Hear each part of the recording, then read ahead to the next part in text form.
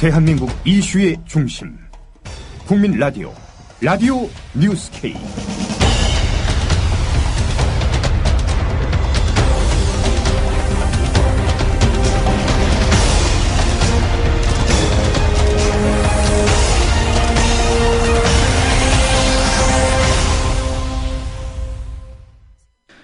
여러분 안녕하십니까? 5월 7일 수요일 라디오 뉴스 K의 아나운서 정승조입니다. 세월호 참사 발생 22일째인 오늘 진도 해역의 조류가 소조기로 유속이 가장 느려지면서 민관군 합동구조팀은 탑승객이 있을 것으로 보이는 격실을 모두 개방해 수색하는 것으로 전해졌습니다. 전남 진도에 나가 있는 김현주 PD 연결합니다. 김현주 PD. 범정부 사고대책본부가 있는 전남 진도군청에 나와 있습니다. 네, 우선 수색 상황부터 전해주시죠. 민관군 합동구조팀은 소조기인 10일까지 1차 수색을 마무리한 64개 격실 가운데 일부를 다시 수색하고 화장실, 매점 등 공용 공간 47곳도 수색하는 한편 화물칸에서도 수색하는 방안을 검토하고 있습니다. 합동구조팀은 오늘 오전 시신 한 구를 추가 수습해 사망자는 269명으로 늘었고 실종자는 33명입니다. 구조팀은 또 어제 민간 잠수사가 숨지는 안타까운 사고가 발생함에 따라 안전조치를 강화해 116명의 잠수사를 투입 대기하도록 했습니다. 한편 범정부 사고대책본부는 숨진 잠수사의 의사자 인정 여부에 대해 순환구호법의 적용을 받는지 확인해봐야 하고 결정은 의사상자 심의위원회에서 한다고 밝혔습니다. 순환구호법은 정부 요청으로 투입됐을 때 적용되지만 대책본부는 숨진 잠수사가 정부 요청으로 온 것은 아니라는 입장이기에 의사자로 지정될지는 조금 더 지켜봐야 하겠습니다. 박승기 대변인의 말 들어보시죠. 어제 수색 구조 작업에 참여했다 사망한 민간 잠수사 관련 사항입니다. 민간 잠수사 고 이모 씨는 의사상자 등 예우 및 지원에 관한 법률 등에 따라 관련 지자체에서 보건복지부로 의사자 결정 청구를 하게 되면 최종적으로 민관위원으로 구성된 복지부의 의사상자 심사위원회에서 심사 결정을 하게 됩니다. 네, 이런 가운데 세월호 참사 유족과 실종자 가족들이 당초 특검을 요구하다가 특별법 제정 요구로 입장을 선회했다고요? 네, 유가족 대책위원회는 지난 주말부터 안산 정부 합동분향소를 찾는 추모객들을 상대로 특검 도입 서명운동을 벌였습니다. 그러나 어제 조속한 진상규명 촉구로 입장을 바꿨습니다. 가족들은 과거 경험에 비춰볼 때 특별검사는 임명부터 수사기간 연장까지 정부 측 입김이 강하게 작용할 수밖에 없다고 봤습니다. 그러니까 철저한 진상규명이 이뤄질 가능성이 낮다고 판단하고 있는 것입니다. 이런 가운데 검경 합동수사본부는 승객 구조를 외면한 선장과 선원의 비인도적 행위와 구조 변경과 과적 같은 청해진해운의 불법 행위, 그리고 유병헌 전 세무그룹 회장 일가의 비리에만 초점을 맞추고 있습니다. 가족들은 호소문에서 왜 그 많은 생명이 손 한 번 제대로 써보지 못하고 차가운 바다로 사라진 것인지, 대책본부는 그 시간에 무엇을 했는지, 현장에서는 생명을 구하기 위해 무엇을 했는지 유가족은 궁금합니다라며 초점이 흐려진 검찰 수사에 불만을 표시했습니다. 네, 검찰 수사는 어떻게 진행이 되고 있습니까? 인천지검 특별수사팀은 지난해 주식회사 천혜지의 유상증자와 사진작품 매매 거래 등 과정에서 천혜지 등 5개 핵심 계열사가 조직적으로 움직인 상황을 파악했습니다. 검찰에 따르면 유상증자 과정에서 천혜지로 들어간 100억 규모의 자금이 유 전 회장의 사진작품을 사는 데 쓰인 뒤 유 전 회장의 차남이 대표로 있는 미국의 아헬프레스 등의 해외 자금 유출이 있었던 것으로 파악하고 있습니다. 네. 한편 오늘 안산 시내 장례식장 6곳에서 단원고 학생 10명의 발인이 진행이 됐죠. 네, 정부 공식 합동분향소가 문을 연 지 9일째인 오늘 오전 현재 25만 7천여 명이 다녀갔고 임시 합동분향소 추모객을 합치면 누적 방문객 수는 43만 8천여 명입니다. 추모 문자 메시지는 9만 7천여 건이 들어왔습니다. 분향소에는 현재 학생 198명과 교사 5명, 일반 탑승객 26명 등 229명의 영정이 모셔져 있습니다. 지금까지 진도에서 전해드렸습니다. 김현주 뉴스피디였습니다. 사고 초기 진도 해역에 미 군함이 와 있었지만은 우리 정부가 그냥 돌려보냈다고 해서 논란이 됐었죠. 그런데 비슷한 일이 또 일어났습니다. 지금으로부터 한 주 전인 지난달 29일 미 군함 세이프가드호가 진도 해역에 도착했습니다. 태국에 있었던 해난 구조선이고 정부 요청으로 진도에 달려왔습니다. 그러나 세이프가드호는 한 주 동안 사실상 방치돼 왔습니다. 정부는 인력이나 장비 지원이 필요 없어서 자문만 받았다고 했지만은 그럼 왜 불렀는지 설명이 필요해 보입니다. 김지혜 PD가 취재했습니다. 지난달 22일 미 해군은 공식 사이트를 통해 7함대 소속 본함 리차드함이 한국에서의 수색 구조 활동을 완료하고 진도 해역에서 출발했다고 발표했습니다. 4만 톤급의 대형 군함인 리처드함은 세월호 사고 당일 한미연합 쌍용 훈련을 마치고 서해상에서 정기 경계 임무를 수행 중이었습니다.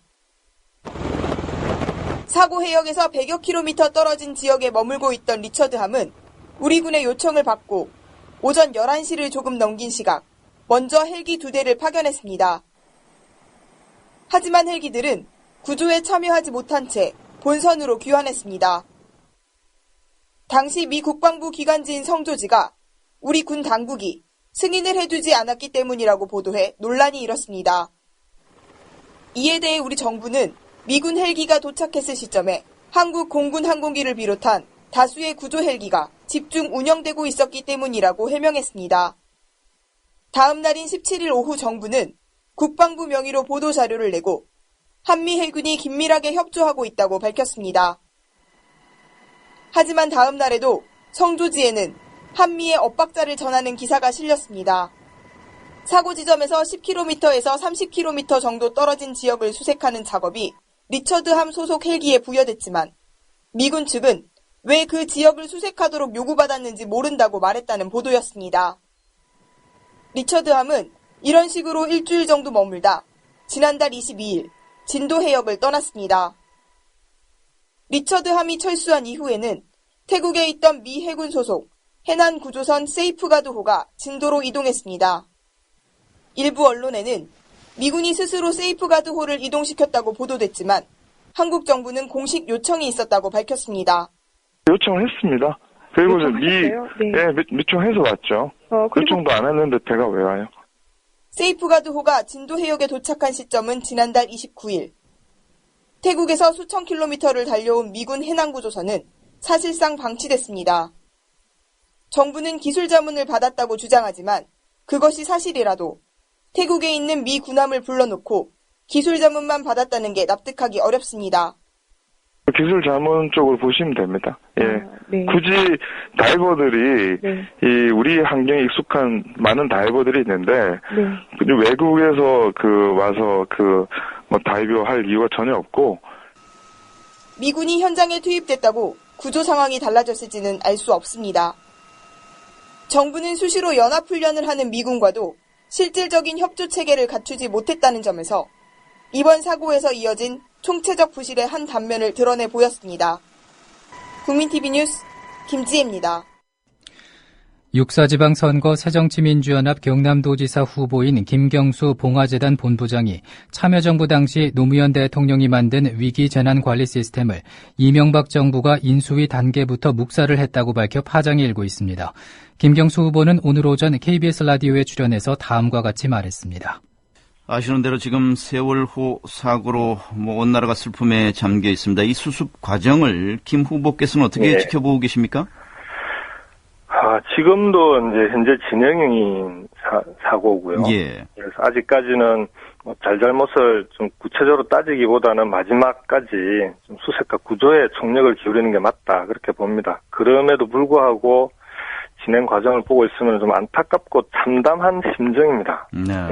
이유는 제가 참여정부 당시에 국정상황실 행정관으로 있었고 그다음에 대통령님 부속실 올라가서 대통령과 4년 동안 계속 바로 옆에서 모실 때 제 담당이 NSC 그리고 위기관리센터가 제 담당 영역이었습니다. 그렇군요. 네. 그러다 보니까 아무래도 이제 노 대통령께서 위기관리, 재난관리 대응 체계를 국가적으로 시스템을 새로 만들어야 된다라고 해서 청와대 위기관리센터를 만들고 대응 매뉴얼에 대해서 정말 심의를 기울였거든요.